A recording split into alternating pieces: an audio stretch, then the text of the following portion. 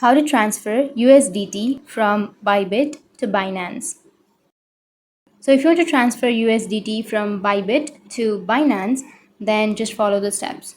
So first, launch your Bybit mobile application and then tap on the Assets tab in the bottom right hand corner of the screen. Then among the given options, you will have to select the withdrawal option.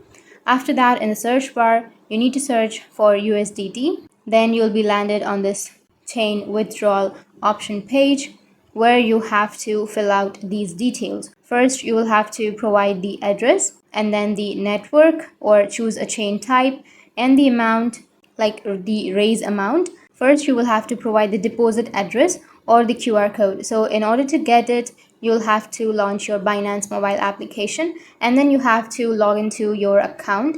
Afterwards, you need to tap on the deposit button in the top and then tap on deposit crypto again. Then in the search bar, you simply need to search for USDT, and after that it will ask you to select the network. So you'll have to select any of the networks that you want. Let's say, for example, if you want the network of B20, so you just need to simply select that and it will show you the QR code as well as the deposit address, which you need to copy, and then you need to come back to your Bybit and simply paste that address in the address bar.